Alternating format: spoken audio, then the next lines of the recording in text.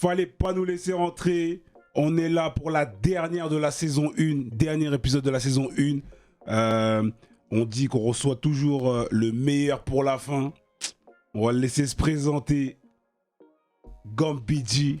What's up, Gambidji? Chien à rien à foutre, what's up? Comme ça, c'est clair avec mon intervenant, mon coéquipier, Madiko. Yep, big slide. On est Toujours ensemble. présent. Comment vous allez? Ça va? Ça va, et toi? Ça va. Gambidji, comment tu vas? Ça va, hein, toujours un peu fatigué. Ça va? On bouge à gauche, à droite, mais ça va. Ah, c'est ce qu'il faut. C'est ce qu'il faut. On est obligé, on n'a pas le choix. Ok. Je vais te laisser te présenter ou te représenter pour les gens qui ne te connaissent pas. Mais bon, j'ai doute un peu, mais. Ben voilà, hein, moi c'est Gambidji, hein, originaire de la ville de Bemao. Rappeur, auteur, interprète, producteur, chien à rire, rien à foutre, co-op record. Voilà. Ok, comme ça c'est clair. Ok. Pourquoi Gambidji? Pourquoi ce nom? Ben Gambidji, c'était quand j'étais plus jeune. Enfin, j'ai eu plusieurs noms de scène, tu as vu. Comme j'ai commencé DJ, j'ai fait plein de trucs quand j'étais jeune. Mais j'aimais bien tout ce qui est film italien, mafieux, tout ça à l'époque, tu vois. Et il y avait une famille à l'époque qui s'appelait la famille Gambino. Ok. Tu vois. Ouais. Et c'est de là que vient mon nom, tu vois. À la base, c'était Lobby Gambidji. Okay. Gambino plutôt, Lobby Gambino. Et après, on m'appelait Gambi à force. Après, le G est venu et ça fait Gambidji. Ok, le G pour... ok. Ok. Voilà. Ouais. Et ok. Et est-ce que tu peux nous parler de tes sons? Là, on va parler de tes sons. On s'est battu pour trier. Il y a pas mal de sons. Ta discographie, elle est énorme. Je sais pas si tu t'en rends compte ou si je sais pas. Ouais, c'est... Nous, ça a été un souci, quoi. Tu sais, parce qu'on a fait pas mal de sons. Mais nous, on est d'une génération où YouTube n'était pas structuré comme ça. Je sais même pas si ça existait quand on a commencé à chanter. C'était SoundCloud, Calotte Lyrica. Ouais, c'est ça, exactement, ouais. Et donc, on a plein de sons même qu'on retrouve plus. Et que des fois, je suis super content que quand des mecs m'envoient les sons, m'envoient les liens, des sons même que j'ai oublié que j'ai écrit, tu vois. Et c'est ça. Et le problème, c'est que si dès le début, on avait fait une chaîne où il y a tous les sons Chien Larry, Gambidji, tous les potes répertoriés. Je pense que ça aurait été plus simple, tu vois. Parce que les sons, ils sont un peu à gauche, à droite. Des fois, il faut les retrouver. Donc, c'est un peu dans tous les sens. Tu vois. Ouais, c'est clair. Mais du coup, Gambi, on va parler d'un de tes morceaux pour nos phares en C. Explique-nous comment ça s'est passé.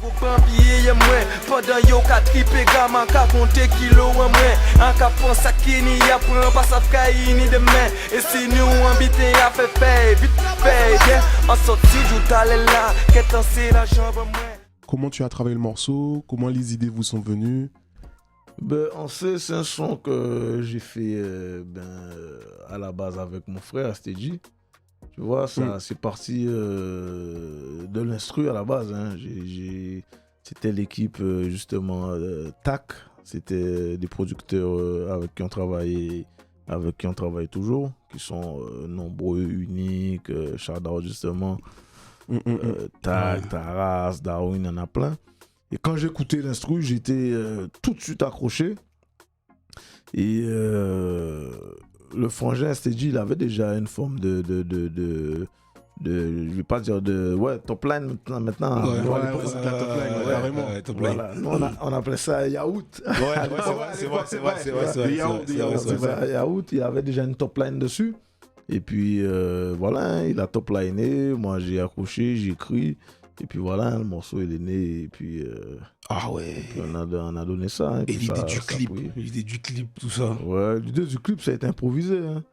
T'as vu, à l'époque, je crois, il y avait Gunplay. Bah oui, c'est ça qui avait baisé. C'est une folie ça. Ouais, à l'époque Gunplay il était là. Qu'est-ce qu'il faisait là? Je crois qu'il devait chanter justement. Ouais, il était venu en showcase, je pense. Il était venu en showcase dans la boîte du frangin justement. Free, Paco. Ouais. Et Carré Noir à l'époque, il devait venir en showcase là-bas. Et je crois il avait amené au quartier, on l'avait bien reçu, quoi. Et puis, on a improvisé le clip, quoi, tu vois. Le son, il marchait bien déjà à l'époque. Ok, clair. Et il marchait surtout, c'était un bangers, quoi. Il marchait bien en boîte. Et donc, on a improvisé le clip. Hein. La plupart de nos clips, des fois, à l'époque, c'était improvisé. Hein. On était là, on se prenait pas la tête. Un caméraman, un truc. Ouais, c'était l'époque, de toute façon. Et puis voilà. Hein. Des fois, c'est comme ça que c'est mieux aussi, des fois, hein, improviser, quoi. De façon naturelle, hein. Ouais, si. Ouais, des fois, c'est les clips les moins où tu te prends la tête. Les moins techniques. Ouais, c'est ceux-là qui besoin en soi. C'est clair. Voilà. Et est-ce que tu peux nous parler du son Alléluia avec Josué 7? On y met qu'une gaille, mais l'argent qu'a fait femme. L'argent ne fait pas le bonheur, c'est ça qu'attend. Nous voulons tout de suite, pas ni temps pour payer attendre. Pour moi, ou pour ça, baby. Josué 7 Oui, c'est ça. Big up Josué. Hein. Si. En plus, il m'a envoyé un son dernièrement là pour. On verra si on fait une petite collab. Tu vois, pour faire honneur à tout le travail qu'on a fait, toutes les combinaisons qu'on a faites ensemble. Et puis, ben, Alléluia, c'est avec Emblématique. Shout-out Matic aussi, hein, avec qui on a beaucoup travaillé et qu'on collabore toujours. Et puis, c'est la même, c'est la vibe, hein, tu sais, c'est la vibe, c'est les sons, ils sortent comme ça. Je crois que Josué, il avait fait le refrain. Il a toujours été bon dans les mélodies, tout ça. Et puis, moi, Monsieur très bon chanteur. Ouais, j'ai écrit dessus et puis voilà. Hein. Après, on a fait un bon clip avec Matic. Ouais, Matic avait produit le clip et puis bien. Et le clip, il a été tourné où? On avait fait ça, je crois, dans un hôtel à Saint-François. Ok. Ouais, dans un hôtel à Saint-François, je crois que ça doit être la distillerie, un truc comme ça. Ah ouais Parce que comment le clip il est amené, on dirait que c'est même pas en Guadeloupe. Ouais, je te jure. Hein, quand j'étais petit, je me rappelle, j'ai cru que c'était dans les pays la République dominicaine. Tu sais comment c'est ça. Imagé même, la couleur de l'image, on dirait que c'est là-bas. Ouais, c'est vrai, il a une petite connotation un peu. Hispanophone. Ouais, j'avoue. Ouais, c'est en Saint-François, même moi, c'était la première fois que j'avais été là-bas. Matic m'avait fait découvrir. Bel hôtel, bel endroit. Il y a de beaux endroits en Guadeloupe en vérité. Il y en a beaucoup cachés. On s'en rend pas compte, c'est qu'on voit les étrangers, ils viennent sur l'île, ils vont un peu à droite à gauche, on se dit ah, ça existe ça? Ah non, mais c'est vrai, même sur Insta, des fois je suis des trucs là, je vois des rivières que j'ai jamais vues, des cascades que j'ai jamais vues, des coins même. Je dis c'est en Guadeloupe ça, tu vois. Non, c'est bien. C'est des fois qu'on est là-bas, comme il y a la famille, on est moins sans découverte quoi. On est là, on reste sur nos acquis. C'est vrai. Puis voilà quoi. C'est vrai. Et du coup, on va enchaîner avec le troisième morceau. 18 carats avec Tensi. Nous si mitraillettes, yo si Beretta. Les voisins n'ont moins voulu un plan à toi. Nous si on m'a piqué et vous c'est mon nouvel piqué. Les mêmes Mickey, voulez pas de mini si pas fliqué. 5 mules dans avion, ça vient en banal. Quel morceau? Ah oui, c'était du lourd. Hein. Tensi nous a pondu un hit comme souvent. Et voilà, c'était en plus pendant la période... confinement, je crois. Confinement. Ouais. Hein. Il m'a envoyé ça, m'a demandé si ça, lui et Jaylan, Nirvana, ils m'ont demandé si ça m'intéressait de faire un pseudo-remix dessus, quoi. Tu vois, et moi, j'aime tout ce qui est un peu mentalité ricaine, quoi, tu vois. Genre, le son, il est déjà là, mais on sort un clip, mais en inattendu, quoi, avec un remix. Toi, sur le remix, ça, j'ai trouvé l'idée super, un peu ricaine. Ouais. Et c'est ce que je trouve dommage, un peu, qu'on n'a pas... ça se fait de moins en moins. On fait moins de remix, tu sais. Les Américains, ils ont un peu la culture où qu'un son... Buzz. C'est ça. Ils font un remix avec les artistes du moment. Et ça te permet aussi de voir qui sont les artistes du moment, tu vois. Et je trouve que dommage que ça se perd. Ouais, qu'on fait pas ça, tu vois. Parce qu'il y a des sons, des fois, ils buzzent bien. Ça aurait été bien, des fois, tu fais un remix dessus avec des artistes, voilà, Martinique, Guyane, tu mélanges un peu les gars du moment du game. Et chaque personne amène son originalité aussi sur le morceau. C'est vrai que ça se fait rare, c'est rare. C'est une performance, hein. Bien sûr. Après, peut-être c'est une question d'ego. Hein. Il se dit qu'il y en a qui ont peur. Hein. Tu sais, sur un remix, tu peux perdre ton... Parce qu'on peut se dire, regarde, t'étais pas vraiment prévu, tout le public s'attendait à un solo. Exactement. De ton côté, toi, en tant qu'artiste, ça peut te mettre la pression quelque part. Bien sûr, c'est quand tu es sur remix, parce qu'il y a des mecs, des fois, ça nous arrive de kiffer des prods. On se dit, ah ouais, putain, la prod, elle est lourde. Et des fois, t'as envie de manger, entre guillemets, l'artiste sur son propre son. Ouais. Donc c'est vrai que si tu fais un remix, des fois, il y en a peut-être, ils se disent que les uns ou les autres vont dire, ah ouais, mais pour lui, il a tué sur son propre Ouais, son. Des trucs comme ça. exactement, ouais. Et bon, c'est... Après, des fois aussi, c'est le contact, hein, tu sais, des fois, on fait souvent aussi la musique par affinité aussi, par contact, donc des fois, bon, les uns et les autres ne sont pas toujours en contact, t'as vu? Ouais, c'est vrai. Mais ça a été une super collaboration, ça a bien buzzé.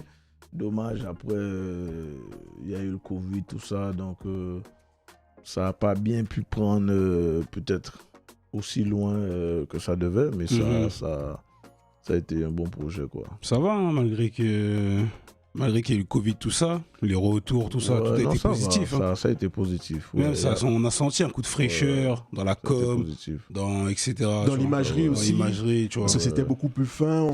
Ça s'est pris on te revoyait sous une nouvelle image aussi, sans les logs. Une vraie mise à jour, tout ça. Voilà quoi, c'était vraiment une mise à jour, effectivement. Non, ça a été bien clippé aussi, j'avoue. Ça a été un ensemble, quoi, tu vois. Le son bien, le clip aussi lourd. Ouais, Big Up Nirvana, tout ça aussi, J-Land, non, bien, carré. Ok, donc là, Gambidji, on va passer à la partie 4, Mako Makrel. Okay. C'est-à-dire, on va décortiquer, on a choisi un moment soit de ta vie musicale, ou soit dans ta discographie, vidéoclip. Et Laura nous a rejoint. Pour cette partie. Laura Free Talk. Et nous, on a décidé de parler. Comme je t'ai dit, t'as beaucoup de sons, beaucoup de clips. On a galéré, mais on est obligé de parler du clip Marre-moi.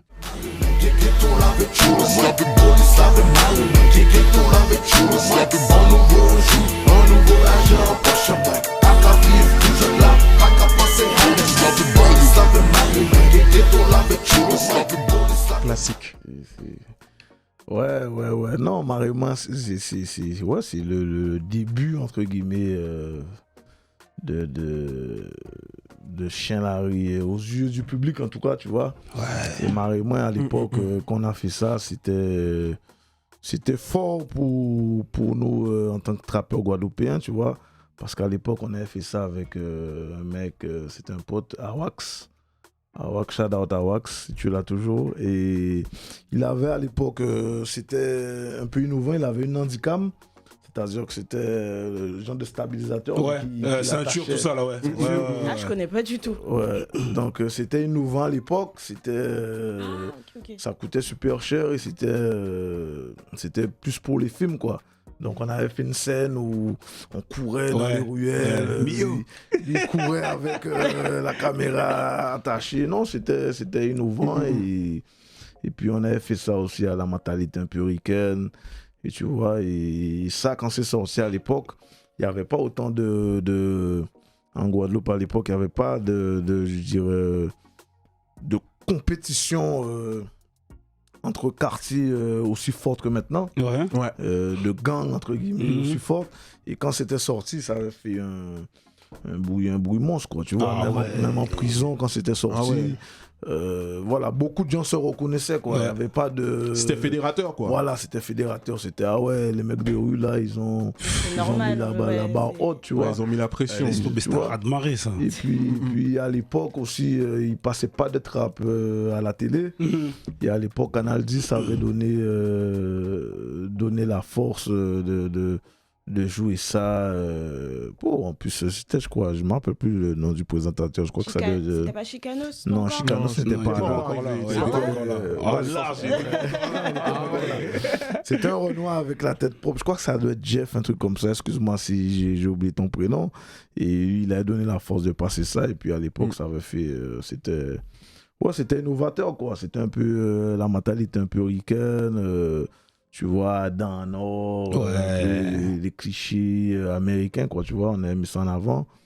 Et ouais, c'était fort parce qu'à l'époque, Les gens, ils faisaient des clips, ils mettaient un fond de cocotier des rues. Ouais, c'était très simple. Ils faisaient des clips, quoi, tu vois. Mais là, on parle d'il y a combien d'années environ là? Ah ouais, on parle de plus d'une vingtaine d'années, je Ouais, pense. Ah ouais, quand même, large. hein. Large. Ah ouais, parce que... Tu ouais. vois, Large. moi, donc voilà, ça nous a fait kiffer, ça a fait le monde kiffer. Et de là, après ça, je pense que ça a inspiré aussi beaucoup de trappers aussi d'époque, ouais. Ah, mais ça, c'est. Ah c'est non, la ça, base, c'est les c'est fondations. la base, hein, ça. Ah, c'est les fondations, ça. Tu vois, où on s'est dit... Ça les a envoyés. Ah ouais, c'est les fondations. charbonner, ça. hein. Ouais, où on s'est dit qu'on peut faire des choses aussi à notre échelle, tu vois. Parce qu'à l'époque, la Guadeloupe, c'était bon. Maintenant, on peut venir sur le national, on peut venir en France, Ouais. tu vois, s'imposer un peu. Ouais. Même si que c'est pas encore tout à fait ça. Mais à l'époque, ouais, c'était pour nous incroyable de... On avait investi aussi, hein, tu vois. C'était... Et donc voilà, c'est cool. Ah ouais, non, franchement, ça c'était un impact de fou, hein, le clip, l'ambiance, tout ça, en plus la couleur. Tu vois, vraiment, la couleur Il y des avait un vrai images, tout travail ça. pour l'époque. Hein. Ouais, quand même, ouais. il y avait, en plus, on était à plusieurs dessus. Exact. Chacun a amené son style, chacun a amené sa couleur.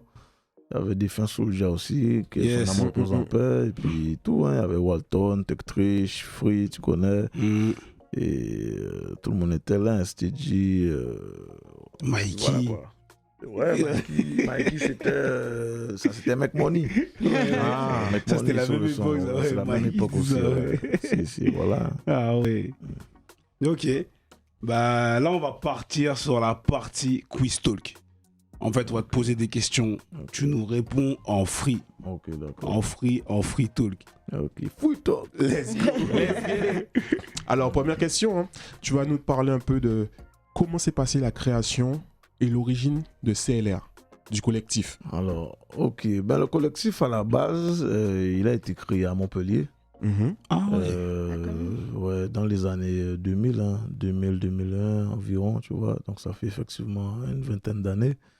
Et à l'époque, c'était ouais, Tech-Trish, STG, Walton, Dirty P, Taiga, Loco Murda. On avait aussi une meuf dans le collectif à l'époque, les DCC. Ouais. Et Shout Out. Et Soulja Thug. Et ouais, on avait fait ça en vérité, c'était entre amis, hein, en vérité, tu vois. À l'époque, STG faisait des études de son à Montpellier. Et donc, il avait son petit home studio, entre guillemets. Et nous, on chantait, on s'amusait. Voilà, on kickait. On était beaucoup sous l'influence à l'époque de Cash Money et No Limit. Ouais. Ah, ça, c'est les fondations. Ouais, c'était un peu nos repères en indé, quoi. Tu vois, tu vois. C'était des rappeurs qui étaient en indé et qui faisaient le truc, quoi. Donc, à l'époque, on faisait des remixes de leurs sons, on posait dessus, on faisait nos petites mixtapes. Donc, voilà. Donc, c'est parti de là. Et après de là, ça a passé la frontière, c'est rentré en Guadeloupe en fait. Et puis, tous nos gars qui étaient en Guadeloupe aussi, Taiga, tout ça, tous nos gars qui étaient en Guadeloupe se sont unifiés avec nous. Et puis après, ça a dépassé nos espérances même, tu vois, parce qu'à l'époque, on avait fait ça sans se prendre la tête. Et puis après, la ville même, d'où on est issu, parce qu'à la base, il y avait plusieurs quartiers quand même. C'était pas un truc spécialement Bémao, hein, tu vois. Il y avait Dirty P qui était originaire du Rézé. T'avais Soulja Thug qui était originaire de Pointe-à-Pitre, les DCC de Pointe-à-Pitre aussi.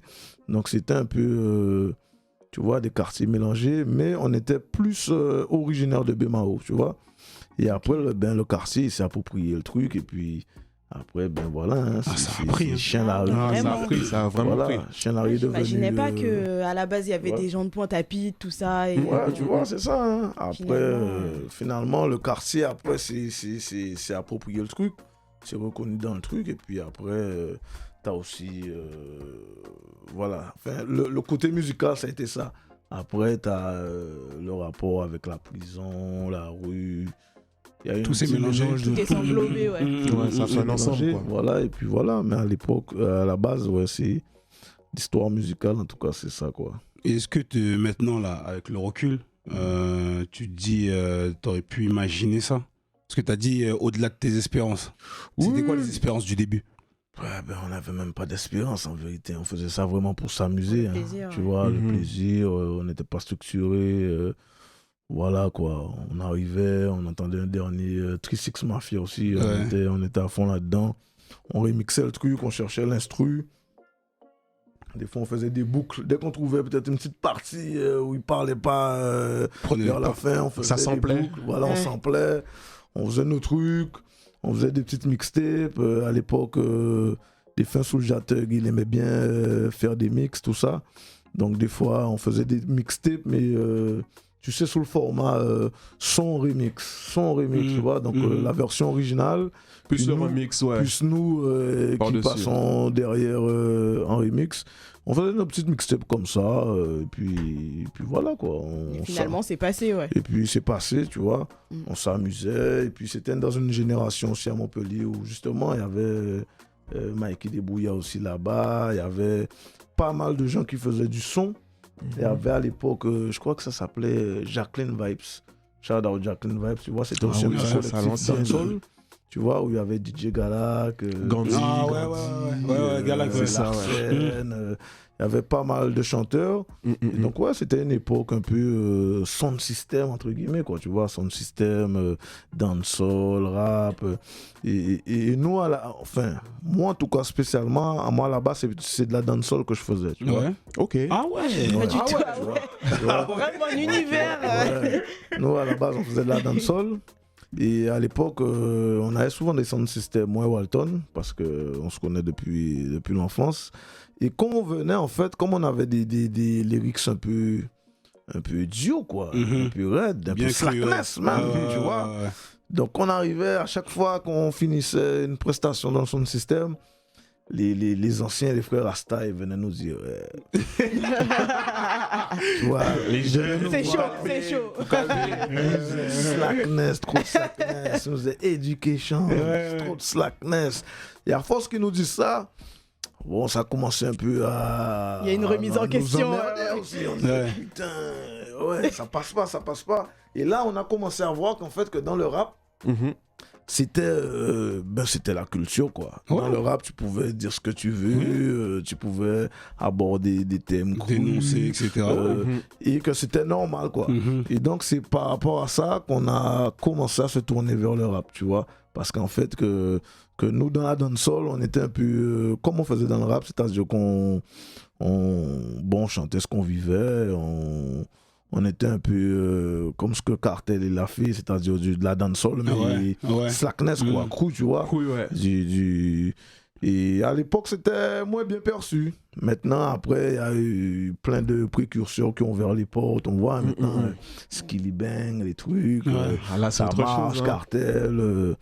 Les gens, ils aiment, ils kiffent. Mais à l'époque, les gens disaient, oh frère, t'es dans un truc, c'est dancehall, c'est reggae, c'est peace and love. Ouais. C'est pas les Ah, mêmes voilà, générations, tu c'est vois. ça. Ouais, Ouais, pas même le l'éducation vécu, musicale, ouais, voilà. c'est les générations, le temps, ouais. Voilà. Et donc, après, on a été vers le rap, et puis voilà. hein. Ok. D'accord. Ok. Ah ouais. Tu peux nous parler un peu de tes collaborations avec ton frère, tout d'abord. La connexion musicale. Alors, Ah ça vient oui, d'où? elle est naturelle. Hein. C'est le frère, c'est le sang, c'est STG. Ensemble, on a fait le groupe Rien à foutre Ibra, justement. Et RFB, tu vois. Et bon, on est un peu complémentaires. C'est-à-dire que lui, il est un peu DA, quoi, un peu direction artistique. C'est un mec qui a beaucoup d'inspi, qui est très fort dans les top lines, dans les yaourts. Il est vraiment là-dedans. Et moi, j'ai le côté un peu peut-être plus business, le côté un peu plus plus peut-être entrepreneuriat et une écriture peut-être un peu plus posée, plus structurée. Donc on arrive à être complémentaires, plus de métaphores dans la tienne. Plus de métaphores, tu vois. Des fois on fait des sons, mais lui il est un peu plus cru. Des fois on fait un son, à la fin du son, il va insulter, tu vois. Il déborde. Tu vois. Donc moi je vais lui dire, mais pourquoi tu t'insultes à la fin du son? La conscience tranquille. Tu vois, je lui dis, le son il est bien. Pourquoi tu viens insulter? Il me dit, ouais, ça sent comme ça. Donc, c'est naturel. Donc voilà, on arrive un peu à être un peu complémentaires. Et donc voilà. Et donc comme à l'époque, justement, on a fait aussi ce groupe-là pour pouvoir en fait faire nos délires, en fait, tu vois. Parce que Chien Larry avait son identité, avait son public. Et là, c'est vraiment familial. Voilà. Et des fois, tu pouvais pas aller dans tous les délires parce que le public de Chien Larry à l'époque n'était peut-être pas prêt à entendre autre chose. Ou voir autre chose. Tu vois, c'était un public street qui veut la rue, qui veut, tu vois. Et donc, on a fait ce petit groupe à côté de façon de pouvoir aller dans nos délires, tu vois. Comme ça, lui... il peut insulter, il peut faire ses sons, il peut, tu vois, ça n'a pas d'impact, tu vois, sur les autres membres du collectif qui se disent peut-être, les gars, m'arrêtez de faire des sons comme ci ou comme ça, tu vois. Donc, mais après, c'est la famille, c'est Chien Larry, c'est chez RAFB, puis voilà. Hein, en plus, vous avez fait CLRAFB, le premier projet. Ouais. C'est ça. Et ben ouais, là déjà, on devait faire un CLR 2 avec tous les autres membres du collectif. Ok, que CLR, ouais. Mais maintenant, tu sais, on est un peu éparpillé à gauche, à droite. C'est pas évident. Et chacun maintenant aussi a eu une évolution musicale différente. Tu vois, on a tous mûri, on est des pères d'enfants, chacun. Donc des fois, c'est difficile d'être d'accord. Sur la direction artistique, tu vois. Tu vois, celui-là, il est peut-être maintenant dans une approche peut-être plus dancehall, celui-là plus chant. Donc, c'est difficile à mettre en place. Après, il y a le RFB2 aussi, on devait faire un RFB encore, moi et mon frère. J'attends. En vérité, il était déjà bouclé. Hein. En vérité, on avait déjà tous les titres. Mais tu sais, des fois, tu as des titres, tu les mets là, tu les empiles. Et puis, avec le recul... qu'on est venu réécouter, bon, des fois les instrus étaient peut-être un peu périmés, maintenant... Ouais, il y a des sons qui vieillissent mal. Et puis des fois, tu es peut-être maintenant, des fois, en contradiction avec les textes que tu as marqués peut-être il y a 6 mois. C'est vrai. Peut-être maintenant tu vois la vie différemment. Tu vois, peut-être tu as fait un texte à l'époque, mais parce que tu avais. C'était au moment des fêtes. Voilà, au moment des fêtes, tu étais peut-être en colère. Maintenant tu vois les choses différemment. Donc des fois, tu trouves que tu peux plus défendre les sons de la même façon. Donc tu dis, bon, je vais pas le sortir parce que ça me convient ça correspond plus, tu vois, à ce que t'es. Et voilà, et donc on a mis ça en stand-by, mais il était déjà pratiquement fini le projet, tu vois. Donc après on verra. J'ai une question perso. CLR AFB, le premier projet, il était vendu en physique? Il était vendu en physique, hein. On en avait vendu pas mal à l'époque, hein. On avait vendu en physique. Et bon, à l'époque c'était du physique, hein. Je sais même pas si on n'était même pas très branché stream, hein, tout ça. Ouais, parce que je me rappelle, j'étais petit, tout ça, je le voulais. Ouais, c'était en physique. J'ai traîné ma mère dans les rues de Sunny pour essayer de le trouver. Je l'ai jamais trouvé. J'ai jamais trouvé les CD. Ouais, c'était physique, mais à l'époque. Si t'en restes, tu peux m'en passer un, s'il te plaît. Je suis sérieux. Je vais te passer ça. Je l'ai cherché, je crois, pendant 1 mois. C'était physique, mais tu sais, on n'était pas structuré comme maintenant, tu vois, on faisait ça par passion. Donc à l'époque, je me rappelle, j'étais passé par un truc pour créer le label, justement. J'avais créé le label Chien Larry parce qu'à l'époque, on avait trouvé un deal, je me rappelle, je crois, avec, ça doit être Ricodeps. Ricodeps qui pouvait nous distribuer le projet dans tout ce qui était aéroport, dans les commerces, tout ça. Partout, quoi. Voilà, mais pour ça, il fallait structurer. Donc j'avais créé le label Chien Larry Production à l'époque pour Mais après, tu sais, tout ça, c'était un peu compliqué pour nous. On faisait plein de choses à la fois, bon, d'être structuré. Nous, c'était plutôt le côté musical qui nous intéressait, de prendre du plaisir. Mais une fois que tu viens dans l'administratif, dans les trucs, tu vois, c'est autre chose, c'est compliqué. Ça sort un peu du plaisir. Et ouais, mais c'était un projet qui était physique. Hein. Maintenant, c'est bien. Tu peux même, en plus, fallait payer la SDRM, fallait payer le pressage, fallait. Ça coûtait de l'argent. Ouais, payer, au bout d'un moment. Ben oui. T'es fatigué. Et après, quand tu vois les deals qu'on te propose, au prix où tu vas donner ton album, au prix où ils vont le vendre, tu vois, finalement, il ne te reste plus rien, tu vois. Pour ça que maintenant que la musique, elle a évolué, tu sors ton projet, tu balances ça sur YouTube, ça stream, tu distribues. C'est ça, ouais. C'est plus facile. Maintenant, c'est super. Moins d'intermédiaires. C'est notre com, en fait, finalement. Ouais, c'est notre com, c'est super. À l'époque, il fallait déjà peut-être, pour que ce soit rentable, il fallait au moins presser 1000 CD, tu vois. Bon, des fois, à ton échelle, les 1000 CD en physique, tu sais pas si tu vas réussir à les vendre parce que sinon, il faut que tu aies un vendeur à Saint-Denis, un vendeur à la rue Fribourg, un vendeur. Si tu n'es pas placé en magasin. Je cherche, tu lui dis, moi j'attendais, j'ai Saint-Denis là. Je te jure, je les cherche les CD. Ouais, c'est l'époque. C'était pas évident. Ah ouais, je les cherche. Franchement, si t'en as un, vas-y, je te jure. La prochaine, je me rappelle très bien tout ça. Non, t'inquiète. Vas-y. J'ai cherché fort. Vas-y. Ah ouais.